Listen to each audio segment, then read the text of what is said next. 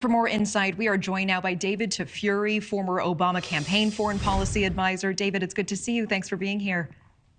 Thanks for having me. We are learning, of course, we just heard Emily talking about this, U.S. intelligence apparently aware of that Wagner plan to revolt. Antony Blinken saying just today that the writing's apparently been on the wall for a few months now. Did you get the impression that the administration knew this was coming?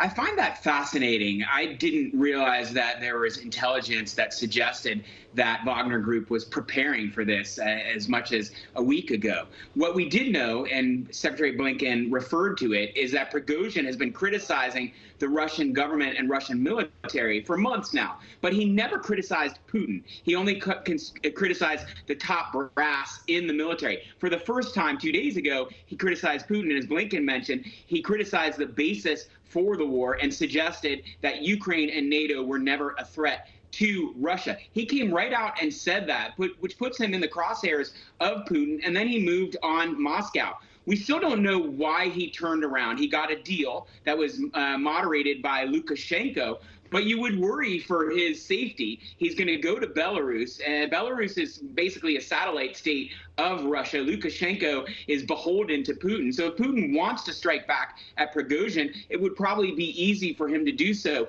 So this is kind of a tenuous alliance. And we don't also know what's going to happen with all of those Wagner troops who turned on Putin, turned on the Russian military. I also think it's very interesting that they didn't face much hostility from the Russian army as they marched toward Moscow. But then, of course, they suddenly turned around. In the long run, do you think that Putin's presidency survives this? It's hard to tell, and I don't think anyone can predict that. But he is certainly more vulnerable than anyone thought, and he's probably at his most vulnerable point since he became president. Notably, he apparently fled Moscow when this was happening, which I think is an interesting contrast to what President Zelensky did when Ukraine was first invaded. Everyone thought Russian troops might get to Kiev. Zelensky stayed put bravely. Putin, on the other hand, fled when just a small army of Wagner Group fighters were threatening Moscow. How do you see the conflict in Ukraine playing out in the wake of this rebellion? Is Russia significantly weaker in this fight without the help of the Wagner Group? I think we'll see the evidence of that over the next few weeks and months. Certainly, the Ukrainian military is going to try to take advantage of this dissension in Moscow and make gains of territory in Ukraine. And they've already stepped up their offensive to try and take advantage of that. Let's see how much territory they gain back. And let's see what happens with these Wagner troops. Reportedly, they are heading back to the theater in Ukraine, but who knows if they're actually going to be motivated to fight. And not only motivated, how can they stand alongside Russian soldiers after the events of the last 36 hours? That's right, because there were some skirmishes with the Russian army.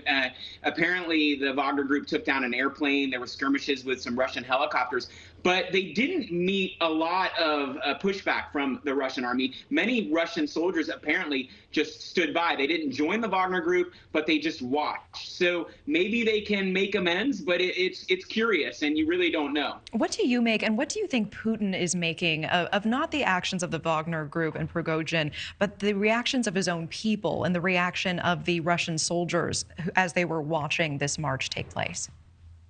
You know, it's always hard to tell exactly how much the Russian people know about this. Apparently, in a very, Russia holds a tight grip on information. And apparently, Putin even shut down Google when this was happening and shut down social media sites. So it may have been hard for them to know, but Telegram was reporting on this, and Prigozhin was using Telegram to speak to the Russian people. So they know some stuff about it, but we don't know exactly how Putin is playing it, and certainly he's trying to play it in a favorable way for himself. Any alarm or concern that we do not know the whereabouts of Prigozhin at this hour, or is that expected as far as you know?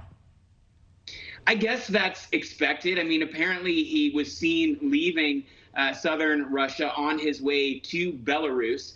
As I mentioned, I think he's very vulnerable. Putin is known to assassinate anyone who challenges him. Any potential leader who is a threat to him ends up being dead. And I would think that he's a target. He may have a deal, but can he trust Putin that Putin will honor that deal? So what is Prigozhin's next move? It's a bit of a chess match, and we don't know what he's going to do next and from where he will do it.